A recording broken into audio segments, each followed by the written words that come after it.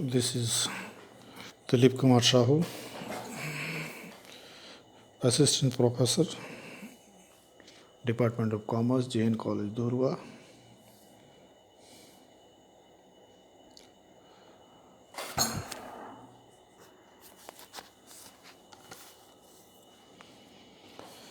आज मैं semester 1 commerce के विद्यार्थियों के लिए व्यापारिक संनियम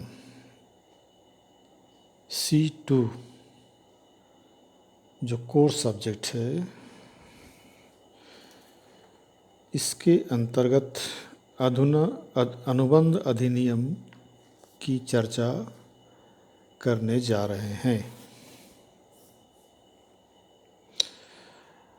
बिजनेस लॉ में अनुबंध अधिनियम का एक महत्वपूर्ण स्थान है। अनुबंध अधिनियम व्यापारिक लेनदेनों से उत्पन्न अधिकारों और दायित्वों को पूर्ण कराने की व्यवस्था से संबंध रखता है। भारतीय अनुबंध अधिनियम 1 सितंबर 1872 को पूरे भारतवर्ष सिर्फ जम्मू कश्मीर को छोड़कर के में लागू हुआ। वस्तुतः यह ब्रिटिश अनुबंध अधिनियम पर आधारित है। भारतीय अनुबंध अधिनियम में वस्तुतः 1 से लेकर 276 धाराओं का समावेश किया गया है। इसके अंतर्गत अनुबंध विधि के सिद्धांतों के अलावा क्षतिपूर्ति,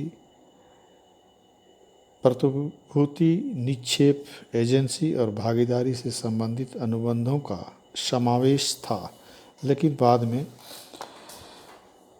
वस्तु विक्रय और भागीदारी से संबंधित कानून को पृथक कर दिया गया।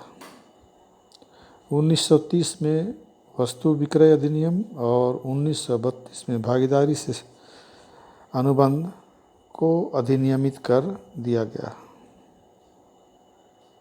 भारतीय अनुबंध अधिनियम में 1 से 75 तक की धाराओं में अनुबंध से संबंधित सिद्धांतों का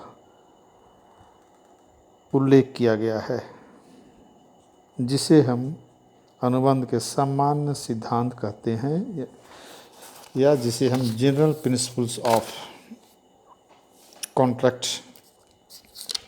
कहते हैं। धारा 124 से 147 तक contract of indemnity and guarantee का उल्लेख है। धारा 148 से 181 तक में निक्षेप का उल्लेख है और धारा 182 से 238 तक की धारा एजेंसी अनुबंध से संबंधित है।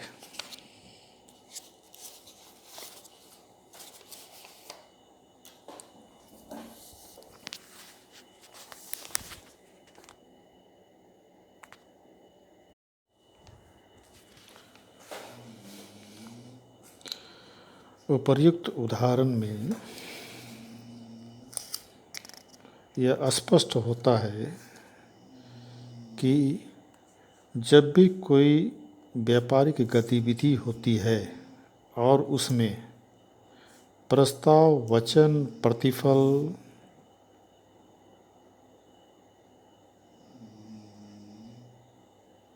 शब्द स्पष्ट होते हैं,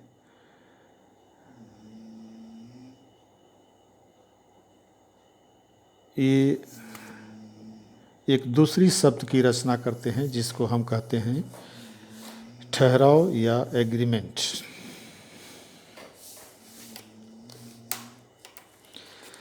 तो ठहराव या एग्रीमेंट की परिभाषा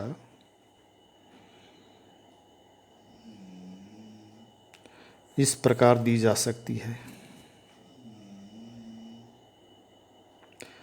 ठहराव किसी प्रस्ताव तथा उसकी स्वीकृति को कहते हैं जिसके द्वारा दो या दो से अधिक व्यक्ति किसी विशेष काम को करने या न करने का वादा करते हैं। एग्रीमेंट को समझने के लिए एग्रीमेंट या ठहराव के प्रमुख लक्षणों को समझना जरूरी हो जाता है। जैसे किसी भी ठहराव के लिए कम से कम दो या दो से अधिक पक्षकारों का होना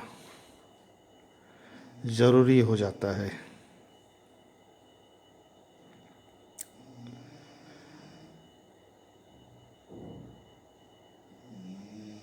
उदाहरण के लिए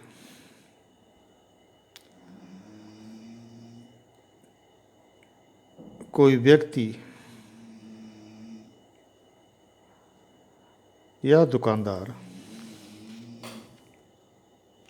अपना सामान बेचना चाहता है तो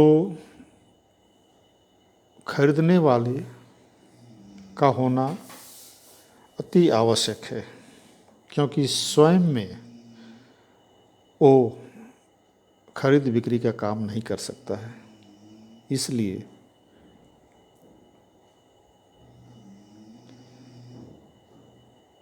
दो या दो से अधिक पक्षकार का होना ठहराव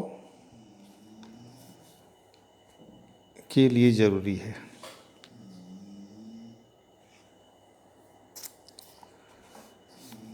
दूसरी चीज़ है स्वतंत्र सहमति।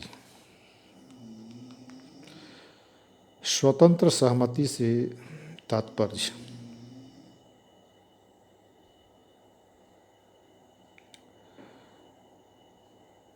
लेनदारों और देनदारों के बीच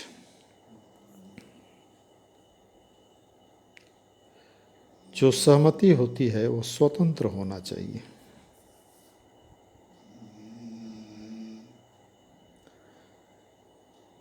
फॉर एग्जाम्पल,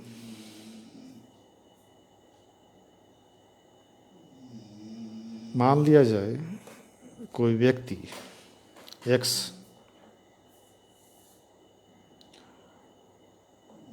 वाई दूसरा व्यक्ति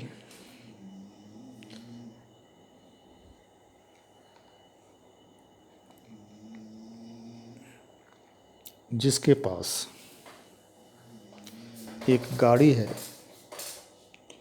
जिसकी कीमत 5 लाख रुपये है और एक्स वाई को यह गाड़ी 20,000 रुपया में देने के लिए दबाव डालता है। नहीं देने पर उसे परिणाम भुगतने का भी धमकी देता है। इसका मतलब हुआ कि अगर इन दोनों व्यक्तियों के बीच में कोई एग्रीमेंट या ठहराव होता है तो इसमें स्वतंत्र सहमति नहीं हुआ, क्योंकि यह सहमति दबाव के कारण उत्पन्न हुआ है।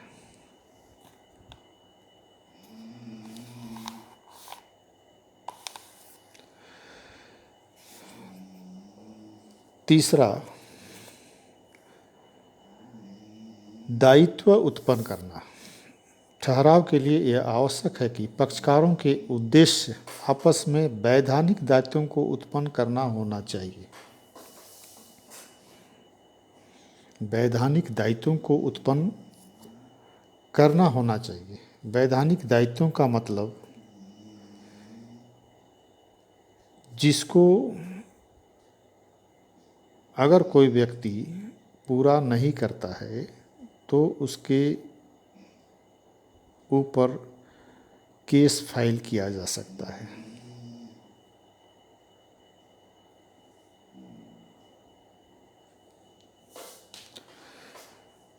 ठहराव का अगला लक्षण म्यूचुअल कम्युनिकेशन या पारस्परिक संसूचना।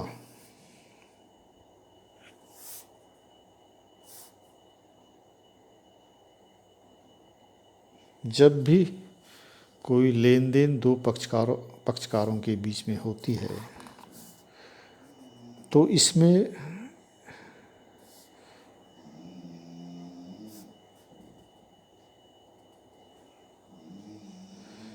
दोनों का इंटेंशन कॉमन होना चाहिए।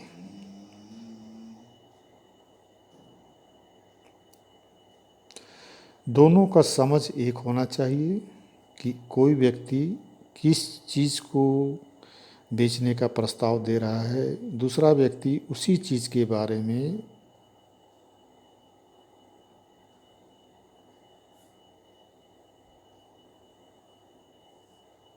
सूचना रखता हो।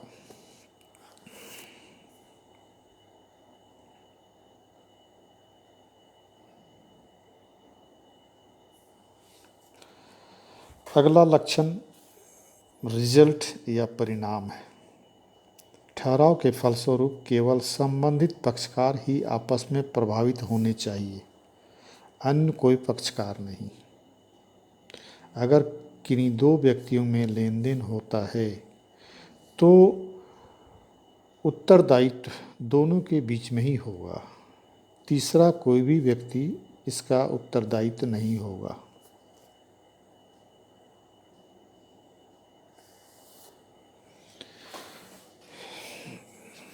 अगर किसी लेन देन में